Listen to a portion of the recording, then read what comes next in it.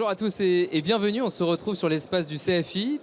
Prochaine conférence présentée par Moxa, dont la thématique est la suivante: durcissement des équipements réseau des systèmes de contrôle industriels. Conférence présentée par Patrice Roussel. Bonjour à tous, je suis Patrice Roussel, je suis ingénieur en vente chez Moxa. On va essayer de voir un petit peu comment utiliser l'IO 62443 pour sécuriser les réseaux industriels. On va s'axer sur deux questions. Comment est-ce qu'on peut utiliser cette norme IEC 62443 pour les utilisateurs finaux? L'autre grande question à laquelle on va essayer de répondre, c'est comment elle peut influencer des équipementiers comme Moxa pour sécuriser leurs produits. Quand on parle de cybersécurité de réseaux industriels, en fait, on va parler de trois principaux facteurs, trois principales considérations à prendre en compte. Premièrement, sécurisation avec des équipements réseau sécurisés, de par leur design, mais aussi de par leur configuration. Le deuxième aspect, tout simplement, c'est qu'on demande, comme spécifié dans la norme IEC 62443, de segmenter le réseau, de ne pas avoir tout le monde qui communique avec tout le monde. Ça semble naturel, mais pas tout le temps implémenté. Le troisième point évident, c'est qu'on ne peut pas laisser le réseau standalone. Il faut effectivement le superviser, aussi bien au niveau réseau qu'au niveau cybersécurité. Dans le cadre de cette présentation, nous allons un petit peu, dans le suite, nous allons nous focaliser sur la sécurisation des équipements. On va profiter des différents standards qui existent. Pourquoi l'IEC 62443? En fait, vous savez qu'il y a plusieurs standards de cybersécurité. On va essayer de les comparer. Pour ça, on va s'axer sur deux choses. Premièrement, on va avoir certains standards qui vont définir la cybersécurité en termes de fonctionnalité. D'autres vont prendre en compte plutôt la partie opérationnelle, la partie procédurale pour définir la cybersécurité. Un deuxième point que l'on peut prendre en compte pour voir un petit peu comparer ces standards de cybersécurité, c'est comment est-ce qu'ils peuvent être appliqués, leur domaine d'applicabilité. Certains sont assez génériques pour être appliqués à différentes industries, à différents marchés. D'autres sont très spécifiques et vont spécifier le détail de chaque fonctionnalité, comment elles doivent être implémentées. Effectivement, leur applicabilité sera moindre. Nous avons certains standards qui vont être relatifs à certains marchés, comme la marine, l'IT, l'énergie. Quand on parle de l'IEC 62443, en fait, on peut se rendre compte qu'il a été designé, ce standard, pour tous les systèmes industriels. On remarque aussi en comparant, en utilisant ce graphe pour comparer ces différents standards de cybersécurité, que la 62443 est celle qui a la meilleure couverture dans les quatre cadrans. Un autre point important concernant l'IEC 62443, c'est qu'en fait, elle est designée, elle a des chapitres pour les différents acteurs qu'on va retrouver au cours d'un projet. Que ce soit les équipementiers tels que Moxa, que ce soit les utilisateurs finaux, les opérateurs des réseaux, ou que ce soit encore les intégrateurs système. Pour chacun de ces acteurs, par exemple les fournisseurs de produits, le chapitre -4-1 va dire comment est-ce qu'on doit développer en tenant en compte la cybersécurité dès la phase de design pour développer des produits qu'ils soient aussi bien applicatifs, qu'ils soient aussi bien des ordinateurs embarqués, qu'ils soient aussi bien des composants réseau. Pour les intégrateurs système, qu'est-ce qui va se passer? Eh bien, on va leur demander de fournir un système d'automatisation complet, compris de différents sous-systèmes. Chaque sous-système prenant bien entendu étant basé sur des produits qui viennent des fournisseurs de produits et sur lequel l'intégrateur système va appliquer la configuration pour assurer la partie cybersécurité.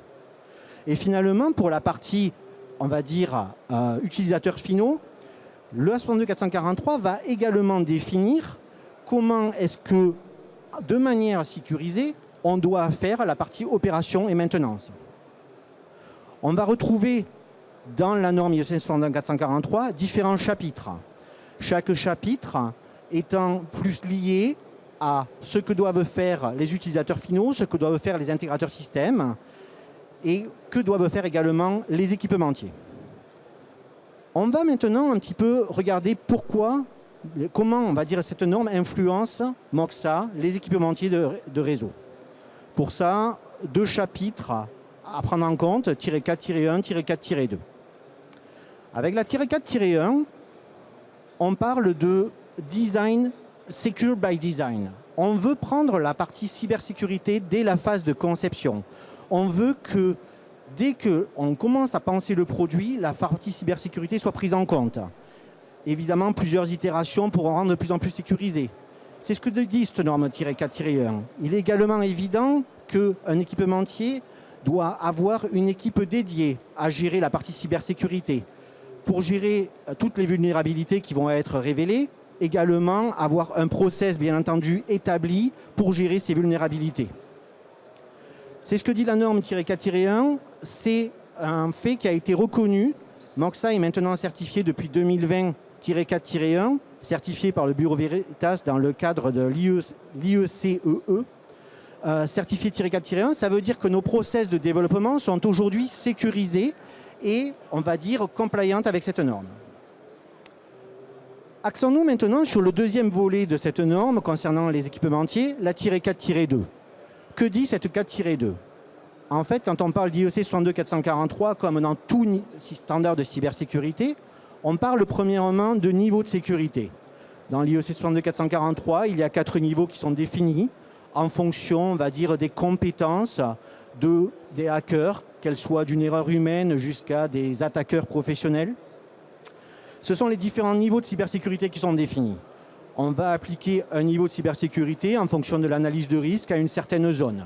On va vouloir appliquer ce niveau de cybersécurité. Que dit la norme -4-2? La -4-2 va définir des exigences fonctionnelles avec différentes catégories, qu'elles soient concernant l'identification et l'authentification, concernant le contrôle d'utilisation, l'intégrité du système, la consistance des données, la limitation des flux de données, la réponse rapide aux événements et finalement la disponibilité des ressources. L'IEC 62443-4-2 définit ces exigences fonctionnelles pour assurer la cybersécurité. Elle définit ces grandes thématiques et pour chaque grande thématique, elle va définir un ensemble de fonctionnalités à implémenter. Fonctionnalités nécessaires, CR, et des fonctionnalités, on va dire, optionnelles. Et l'IEC 62443 va définir pour toutes ces fonctionnalités nécessaires ou optionnelles laquelle doivent être implémentées par rapport à certains niveaux de sécurité que l'on a vus. Aujourd'hui, Moxa développe maintenant tous ces nouveaux produits dans le cadre de l'IEC 62443-4-2 pour atteindre le niveau 2. Atteindre le niveau 2, vous avez ici l'exemple de l'EDS 4000, un premier switch riding qui a été développé il y a quelques temps déjà, développé dans le cadre des normes, des procédures de design certifiées -4-1, qui, bien entendu, va implémenter les fonctionnalités nécessaires pour atteindre le niveau 2 défini dans le 4-2. Et on ne parle plus d'auto-certification. Aujourd'hui, tous nos nouveaux équipements sont certifiés dans le cadre du schéma IECEE, par le Bureau Veritas en l'occurrence, sont certifiés pour atteindre exactement ce niveau. Pour on va dire, un utilisateur final, ça veut dire quoi? Ça veut dire qu'aujourd'hui, dans nos équipements, on a l'intégralité des exigences nécessaires qui ont été implémentées, qui vont se transformer pour certaines d'entre elles en configuration possible pour les utilisateurs. Regardons un petit peu plus en détail. On a parlé de Secure Development dans le cadre de la -4-1. Évidemment, ça veut dire que notre environnement de développement est sécurisé. Ça veut dire également que nous avons mis en place les procédures pour la gestion des patchs, la gestion des vulnérabilités. On a parlé de fonctionnalités dans le cadre de la -4-2. Certaines de ces fonctionnalités vont être accessibles à l'utilisateur, d'autres vont être intrinsèques. Pour terminer, on va prendre quelques exemples pour que ce soit un petit peu plus parlant, pas très compliqué. Exemple numéro 1, il est demandé dans le cadre de la -4-2, pour atteindre le niveau 1, qu'il y ait des identifications et authentifications. Pour atteindre le niveau 2, il faut qu'elle soit unique, que chaque utilisateur ait la possibilité de s'authentifier sur l'équipement. Évidemment, nous avons la possibilité, donc, dans l'interface web ou en ligne de commande, évidemment, de créer des comptes utilisateurs pour chaque utilisateur avec le niveau de sécurité inhérent. Un autre exemple, assez parlant, built-in security. Pour atteindre le niveau 2, il est demandé évidemment d'avoir une authentification de tout le process de boot. Aujourd'hui, dans nos équipements, qu'est-ce qu'on fait? On a la signature Moxa qui est flashée dans le hardware en usine Et depuis, tous les bootloaders et autres firmware qui vont être chargés sur les équipements vont devoir passer ce process de vérification pour être sûr que les logiciels n'ont pas été modifiés par une tierce personne. Évidemment, du point de vue utilisateur, il n'y a rien à faire. Tout ça est vraiment directement designé dans le produit. Dernier exemple, la partie monitoring et audit. Le niveau 1 dit que toute action doit avoir une certaine traçabilité. Le niveau 2 dit qu'il doit y avoir une possibilité de gestion de on va dire des événements en temps réel. En termes d'implémentation, on a évidemment un journal accessible dans les équipements. On a également la possibilité d'avoir en temps réel ces événements envoyés par exemple, le protocole syslog. Quelques exemples un peu pour vous montrer comment est-ce qu'on a dû implémenter ces fonctionnalités. Très rapidement, je l'ai fait très rapide, mais que faut-il retenir de cette présentation? Premièrement, pour assurer la cybersécurité au niveau industriel, recommandation évidente. Utiliser des équipements sécurisés, segmenter le réseau et superviser ce qui se passe. Pour ça, l'IEC 62443 offre un bon modèle, offre pour chaque acteur, que ce soit les intégrateurs, que ce soit les utilisateurs finaux, que ce soit les fournisseurs de produits tels que Moxa, différents chapitres qui vont définir d'où devons appréhender la partie cybersécurité. Le deuxième point que je veux mentionner ici, c'est que pour assurer et prendre en compte des équipements sécurisés, nous nous basons, en tant qu'équipementier, sur la norme existante. Le -4-1 a validé et nous sommes certifiés, a certifié nos procédures de gestion, de design, de la cybersécurité, etc., -4-1, et nous implémentons, comme spécifié dans la -4-2, toutes les fonctionnalités nécessaires. Et aujourd'hui, tous nos équipements, nos nouveaux équipements, sont certifiés par un labo externe. En termes de produits, juste pour terminer, j'ai présenté un exemple uniquement basé sur un switch Raidin que nous avons développé il y a quelques temps.